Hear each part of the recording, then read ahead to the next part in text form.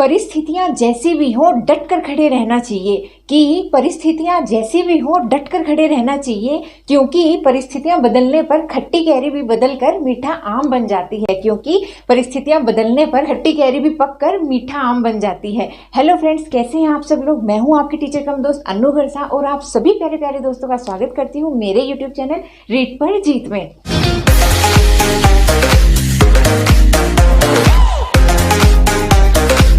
Friends, जैसा कि यहाँ पर लिखा हुआ है, आज अपन पढ़ेंगे इंग्लिश के टीचिंग मेथड्स के बारे में और उसमें भी अपन क्या पढ़ेंगे, प्रिंसिपल ऑफ इंग्लिश टीचिंग। तो फ्रेंड्स, इंग्लिश टीचिंग के जो प्रिंसिपल्स हैं उनका अपन पहले एक वीडियो देख चुके हैं जिसमें अपन 10 प्रिंसिपल्स के बारे में पढ़ चुके हैं। ये उसी का सेकंड पार्ट है जिसमें अपन और आगे के 10 प्रिंसिपल्स पढ़ेंगे और इसका थर्ड पार्ट और बनेगा जिसमें और आपको 10 प्रिंसिपल्स बताऊंगी। तो फ्रेंड्स, आपको कुल मिला के 30-31 जो है इसके प्रिंसिपल मैं आपको समझाऊंगी। तो फ्रेंड्स, वीडियो को एंड तक जरूर देखना, क्योंकि आज अपन सिर्फ बातों बातों में डिस्कस करेंगे, पेन का कोई यूज नहीं होने वाला है, इसीलिए वीडियो को एंड तक देखना। बस सुनकर ही आप इस चीज को समझ जाएंगे, क्योंकि बहुत ही इजी से प्रिंसिपल्स हैं। अपन ने ऐसे इसका हवा बना रखा है कि पता नहीं क्या है इंग्लिश मेथड, क्या है इंग्लिश मेथड टीचिंग के, कुछ भी नहीं है फ्रेंड्स, बहुत ही इजी है। बस आपकी समझ पर आधारित है, आपको समझने की जरूरत है। जब तक इसको नहीं समझोगे तब तक तो ये बहुत बड़ी चीज है, समझ लोगे तो ये एकदम हलवा है, कुछ भी नहीं है, बहुत ही ईजी है। तो आज अपन इस चीज को यहाँ पर सिर्फ बातों बातों में ही इसको डिस्कस करेंगे और देखिए आप सारे प्रिंसिपल समझ जाएंगे, ये इस बात की गारंटी मैं आपको दे रही हूँ। तो फ्रेंड्स, वीडियो पर एंड तक बने रहिएगा और चैनल पर अपनी कंटिन्यूटी बनाए रखिएगा। अगर आपको वीडियो पसंद आता है तो इसको लाइक कीजिएगा और चैनल को ज्यादा से ज्यादा शेयर और सब्सक्राइब कीजिएगा। ओके फ्रेंड्स, तो चलिए आज का वीडियो अपना शुरू करते हैं। ज्यादा टाइम वेस्ट नहीं करूंगी आप लोगों का। तो देखिए फ्रेंड्स, अपने सामने आज ये 10 प्रिंसिपल्स हैं, आज अपन इन्हीं के बारे में पढ़ने वाले हैं। पहले इनके नाम देख लेते हैं कौन कौन से हैं। पहला तो है principle of drill, second principle of imitation, third principle of interest, fourth principle of speaking, fifth principle of linking with life, sixth principle of concreteness, seventh principle of multiple approach, eighth principle of comprehensible input, ninth principle of purpose और 10th principle of opportunities. Friends, ये 10 principal हैं। अब अपन इसके बारे में detail से पढ़ लेते हैं, किसमें डिटेल से पढ़ेंगे। ओके फ्रेंड्स, तो बस आपका काम क्या है, सुनने का, और मेरा काम क्या है, बोलने का। तो ध्यान से अपने दोनों कान खोल लीजिए और वीडियो पर गौर कीजिए कि मैं आपको क्या सुना रही हूँ, क्या समझा रही हूँ। तो देखिए फ्रेंड्स, अपना पहला है प्रिंसिपल ऑफ ड्रिल। बहुत ही इंपॉर्टेंट है फ्रेंड्स, बहुत ही इंपॉर्टेंट है, इससे क्वेश्चन बहुत बार पूछे जाते हैं। प्रिंसिपल ऑफ ड्रिल, पहली बात तो ये कि ड्रिल क्या है, तो बच्चों को आधों को तो यही नहीं पता कि ड्रिल का अर्थ क्या है। तो फ्रेंड्स, ड्रिल होता है अभ्यास, ड्रिल को कहते हैं अभ्यास। प्रिंसिपल ऑफ ड्रिल यानी अभ्यास का सिद्धांत। प्रिंसिपल ऑफ ड्रिल क्या कहता है कि बच्चे को ज्यादा से ज्यादा अभ्यास के मौके दो, ज्यादा से ज्यादा उसको प्रैक्टिस करवाओ इस चीज की। तो बच्चा जब तक ज्यादा से ज्यादा खुद मेहनत नहीं करेगा ना, तब तक वो उस चीज को नहीं सीख पाएगा। जितना बच्चा अभ्यास करेगा इंग्लिश सीखने के लिए, उसको पढ़ने का मौका दो, उसको लिखने का मौका दो, उसको बोलने का मौका दो, जितना ज्यादा आप उसको बच्चे से खुद से उससे अभ्यास करवाएंगे, उतना ही ज्यादा बच्चा जो है वो इंग्लिश सीखने में सक्षम होगा। देखिए कितना आसान सा छोटा सा अपना प्रिंसिपल है, छोटा सा सिद्धांत है, बहुत ही छोटा सा है, बस समझने की बात है, बाकी इसमें कुछ नहीं है। अब इससे चाहे कैसा भी क्वेश्चन पूछ ले अगला, तो इसको आप सोल्व कर सकते हैं। मैं आपको क्वेश्चंस भी सारे सोल्व करवाऊंगी। पहले मैं सिर्फ आपको यहाँ पर थ्योरेटिकल जो है वो बातें कर रही हूँ, लेकिन बाद में आगे आने वाले वीडियोस में आपको सारे जो है इंग्लिश टीचिंग मेथड के सारे क्वेश्चन सोल्व कराऊंगी और आप चुटकियों में उनको सोल्व कर देंगे, इस बात की गारंटी है मेरी। तो फ्रेंड्स, देख लीजिए, आज सिर्फ अपन इसको सुन लेते हैं, इनको समझ लेते हैं, बाद में इनसे रिलेटेड अपन क्वेश्चंस भी करेंगे आगे आने वाले वीडियोस में। फ्रेंड्स, प्रिंसिपल ऑफ ड्रिल है जो अभ्यास का नियम है, वो क्या कहता है कि बच्चे को ज्यादा से ज्यादा अभ्यास कराओ इंग्लिश सीखने का, तभी वो उसको सीख पाएगा, उसमें परफेक्ट बन पाएगा। सेकंड है अपना प्रिंसिपल ऑफ इमिटेशन। अब ये इमिटेशन क्या होता है, मतलब अधिकतर बच्चे तो इन शब्दों में ही मार खा जाते हैं, क्योंकि उनको इन चीजों का ही अर्थ नहीं पता होता। अरे क्वेश्चन तो तब सोल्व करेंगे ना जब इनका अर्थ पता हो। अब इंग्लिश की तो हिंदी भी नहीं आती है, वहां पर ट्रांसलेट होके पेपर में, तो फ्रेंड्स मार यही खा जाते हैं। अब नए नए शब्द इनको दे देते हैं, तो इन शब्दों को समझना जरूरी है कि इंग्लिश में कौन से शब्द का क्या अर्थ है। जब आप अर्थ समझ जाओगे ना, तो आपका क्वेश्चन तो वैसे ही सोल्व हो गया है, क्योंकि बहुत ईजी चीजें हैं। तो friends, principal of imitation, imitation यानी नकल को कहते हैं। किसको कहते हैं, नकल को कहते हैं इमिटेशन। तो नकल का सिद्धांत, नकल का सिद्धांत क्या कहता है फ्रेंड्स, की जो टीचर है ना, टीचर की नकल करते हैं कौन, बच्चे।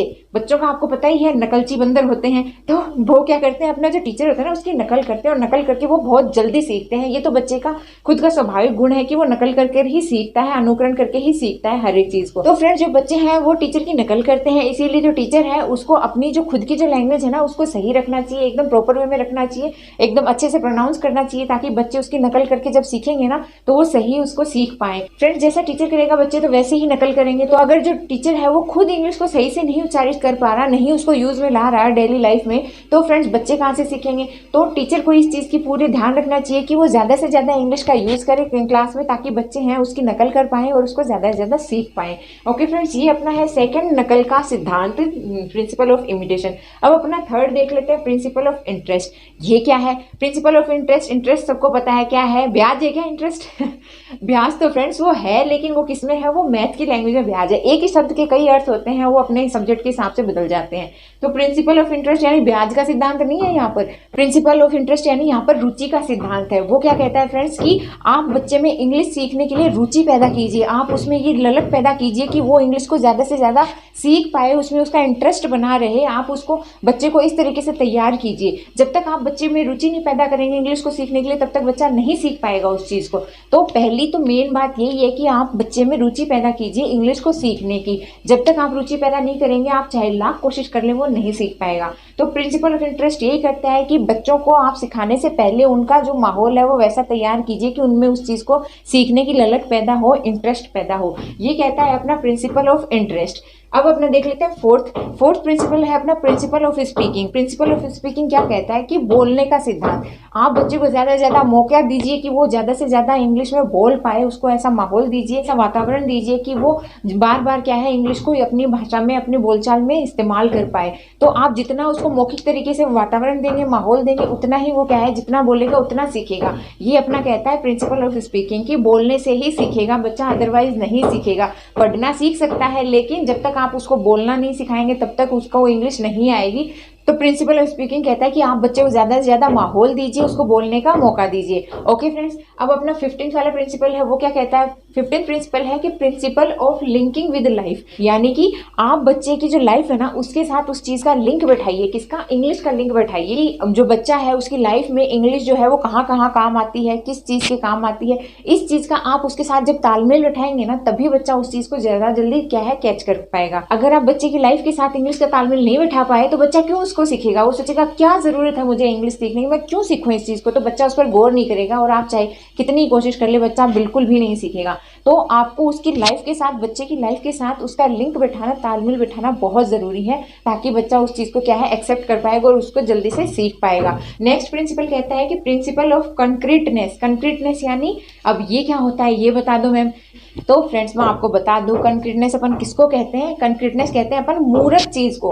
मूर्त कोई चीज होती है ना जिसको अपन देख सकते हैं, छू सकते हैं, पकड़ सकते हैं, ऐसी चीजों को अपन कंक्रीटनेस यानी मूर्त चीजों में ले लेते हैं। तो मूर्त चीजों का जो सिद्धांत है वो क्या कहता है कि बच्चे को जब आप पढ़ाओ ना, जब आप इंग्लिश उसको पढ़ाओ, तो आपको क्या करना है कि जहां तक संभव हो आप उस बच्चे को जो चीज पढ़ा रहे हैं ना वो दिखाते हुए पढ़ाएं, यानी उसके सामने वो चीज उसके सामने मूर्त रूप से प्रेजेंट रखें जो भी आप बता रहे हैं। जैसे कि आप समझ लीजिए आप पेन के बारे में बच्चे को समझा रहे हैं कि बच्चों ये मार्कर है, मार्कर ऐसा होता है, ये सब, तो आप बच्चे को दिखाते हुए पढ़ाएं। जब बच्चा उस चीज को अपने सामने मूर्त रूप से दिखेगा ना, तब उस चीज को बच्चा जल्दी सीखेगा। ये अपना कहता है प्रिंसिपल ऑफ कंक्रीटनेस का जो अपना सिद्धांत है वो, कि बच्चे को जो भी आप पढ़ा रहे हो ना वो जहां तक संभव हो उसको दिखाते हुए पढ़ाओ, ताकि बच्चा उस चीज को जल्दी समझ पाए, जल्दी सीख पाए।